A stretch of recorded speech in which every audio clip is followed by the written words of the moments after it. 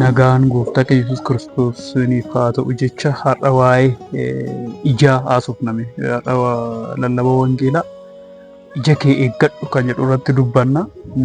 Waaqayyo gaariidha. Uumama 3-4-6tti dubartittii seexanni kan itti isheetti galee akka isheen kuftu yookaan duute akka dhufu kan godhe sababii dubartittiin ija ishii eeggachuu diddeen jechuudha. Akkana jedha macaafa qulqulluu keessa seera uumamaa 3-4-6tti akka jedha. Boofichi immoo deebisee dubartittiidhaan hin duutane isin ija mukicharraa yeroo nyaattanitti iji keessan akka banamu hamaaf gaarii beekuudhaanis akka waaqayyo akka taatan waaqayyo yuun beeka jedhe. Maal akka taatan? Akka waaqayyo akka taatan. Argitanii ol ishii guddise jechuudha. Akka ishiin ija ishiitiin ilaaltee hawwitu akka kuftu godhe jechuudha. Ishiin akka waaqayyo akka taatanii waaqayyo iyyuu beeka hin qabeen jechuudha. Maaliin ija ishiitiin? Dubartittiinis jedha. Ija mukichaa nyaataaf gaarii ta'uusaa ija namattis kan tolu ogeessa nama gochuudhaafis gumaachisaa ta'uusaa argiteedha. Ija isaa irraa kutattee nyaattee abbaan manaa ishees ishee wajjin tureefis immoo illaatte innis nyaate. Kufaatiin nama maalirraa jechuudha? Ijarraa jechuudha. Kanaafuu ija kee eeggadhu. Kiristaanummaa keessatti ija kee eeggattu taanaan duutii iyyuu seexanni iyyuu ijaan galeetu dubartittii ijaan galeetu akka ishiin hawwitu akka ishiin isa guddaa sana fudhattu kan godhe ijaan akka galtuuf. Seera ba'uu 20-27 irratti waa'ee abboommii keessa jira. Waa'een ijaa kun akkana abboommiin isaa maalidha seetanii? Mana namaa duraa fudhachuudhaaf hin hawwiin. Haadha mana namaa hojjettoota isaa qotiyyoota isaa harree isaa waanuma kan isaa ta'e duraa fudhachuudhaaf hin hawwiinedha. Maaliin? Ija kee. Kanaaf dubbiin waaqayyoo ija kee eeggadhu kan jedhu. Kufaatiin ilma namaa, duuti ilma namaa, har'a ilma namaa rakkisaa jiru karaa kana waan ta'eef ija kee maal godhi? Eeggadhu. Yesuus gooftaa. Namni ija isaa eeggatu jireenya isaa eeggata. Namni ija isaa eeggatu deemsa isaa eeggata. Namni ija isaa eeggatu qaama isaa, lubbuu isaa eeggata. Ija keetiin maal ta'in hin hawwiin waanuma kan namaa ta'e, qabeenya namaa ta'e, birrii namaa ta'e, haadha manaa namaa ta'e, qotiyyoo namaa ta'e, sangaa namaa ta'e ija keen hin hawwiinedha. Kanaaf nuufsin maal gochuu qabna? Ija keenyaan hawwuu qabnu jechuudha. Ija keenyaan maal ta'uu qabnu? Hawwuu qabnu cubbuudha jechuudha. Gooftaan keenya Yesuus Kiristoos yeroo tokko akkana jedhani dubartittii fidanii bira dhufnaani dubartiin kun hin ejjiteedhani.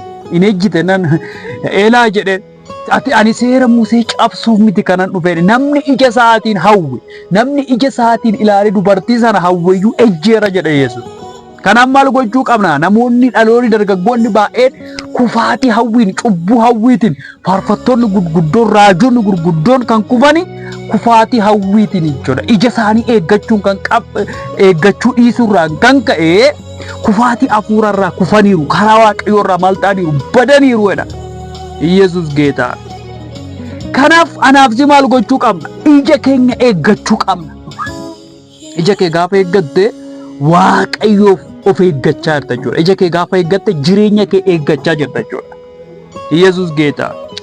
Namni ija isaa eeggatu, namni akka hin hawwine godhu, namni qabeenya namaa wanta kan namaa ta'e fudhachuuf hin hawwine inni jireenya isaa eeggachaa jira. Yesuus geetaa. Maal isaa eeggachaa jira? Fakkeenya 6:13 irratti akkana jedha. Ija isaatiin hin hawwitaa, miila isaanis irraasaa quba isaatiin hin agarsiisan. Namni hawwii keessa jiru maalidha jechuudha? Ija isaatiin hin hawwata, miila isaa irraasa. Ija isaatiin maal ta'a? Hin hawwa. Quba isaa irraasa jedhe ogeessi Solomoon. Namni hawwii keessa jiru quba isaa irraasa jechuudha. Luka isaa irraasa jechuudha. In agarsiisa hawwii keessa akka jiru, cubbuu keessa akka jiru in agarsiisadha. Akkanuma fakkeenya 10 irratti namni ija isaatiin hawwatu rakkina ofitti fidaadha. Maal isaatiin kan hawwatu? Ija isaatiin namni hawwatu maal ofitti fida? Rakkina hamaa ofitti fidaadha Solomoon.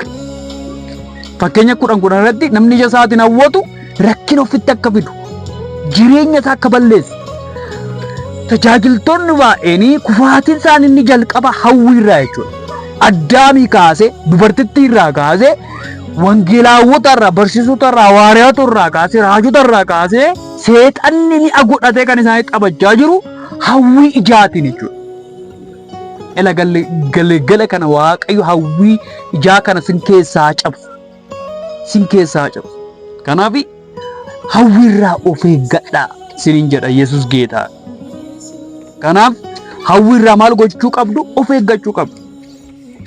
Yohaannis isa dura ergaa Yohaannis isa dura 2:13-17 biyyi lafaa hawwii ishee hundinuu darba. Namni fedha Waaqayyoo raawwatu garuu bara baraan hin jiraata. Maalidha kun jechuudha? Hawwiidha jechuudha. Hawwii keessa maal ta'uudha? Hawwii keessa maal ta'uudha jechuudha? Namni hawwatu biyya lafaa kana keessa akka jiru ija isaatiin namni hawwatu biyya lafaa keessa akka jiru Yohaannis dubbachaa jira.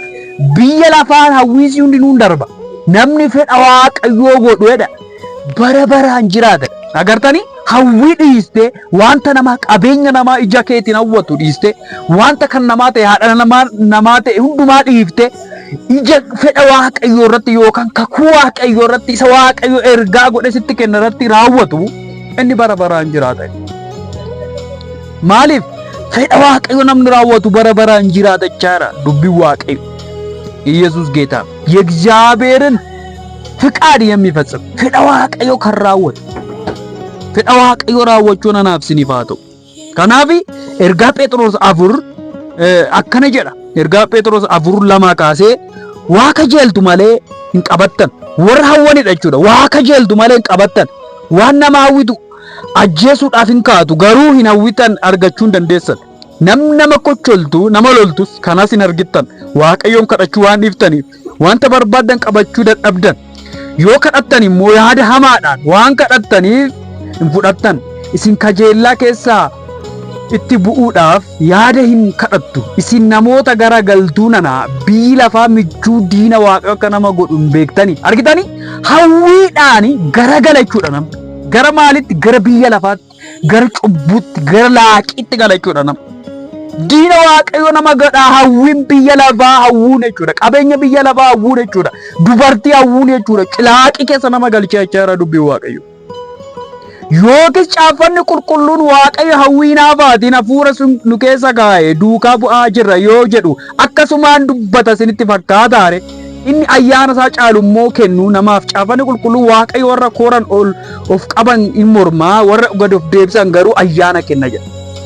Yommuu harki waaqayyo jala ol galchaa seexana mormaa isinis dhiiseen baqata. Waaqayyotti dhiyaadhaan isinitti dhiyaata. Isin warra cubbamoota harka keessan qulqulleeffadhaa. Isin warra gara wallaalamii garaa keessan qulqulleeffadhaa. Akka gaddamaattis beekaatii gada bu'aa. Kolfi keessan boo'ichatti gammachuun keessan gaddatti hin diddiiramu. Goofticha durattis gad of deebisaa inni ol isin qaba. Yesuus Geetaa. Waaqayyo galee kana ol siyaa qabu. Cubbuu keessa hawwii keessa ija kee eeggachuu keetiin kan ka'e waaqayyo galgala kana ol sinaa qabu dhiiga olichaa. Kanaaf waaqayyo maal jedha dubbisaatti of eeggadhaa. Akkuma ergaa Yaaqoob 14:15tti garuu tokkoon namaa kajeellaa ofii isaatiif hamaadhaan harkifame yommuu qabamuun qoraman. Maaliin? Kajeellaa ofii isaatiin yommuu qabamuun qorama. Kajeellaan hamaa erga iddoo ga'e, kajeellaan inni hamaa erga iddoo ga'e cubbuun dhala. Cubbuunis dhalee erga raawwatame du'an dhala. Du'a dhala jechuudha. Maaltu? Ija kee yoo eeggachuu baatte durii nama sana maal ta'e jechuudha? Infaxxana jechuudha. Yesuus ela sinirraa cabu dhiiga olichaa. Maqaa gooftaa Yesuusiin anaaf sirraa cabu.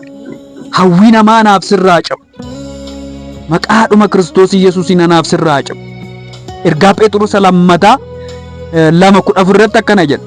Ija isaanii yeroo hundumaa hawwii gara ejjituun ilaalaa cubbuu hojjechuurraas aaran galfatanii namoota jabaatanii dhaabatanis wallaalchisan kiyyoo isaaniitti hin galfatu. Garaa sassataas bare qabu. Isaan warra abaarsa jala jiranidha. Argitanii? Warri abaarsa jala jiranii ija isaaniitiin maal argu jechuudha? Ejjitoota laalu yeroo hundumaa dubartoota mimmiidhagoo laalu jechuudha.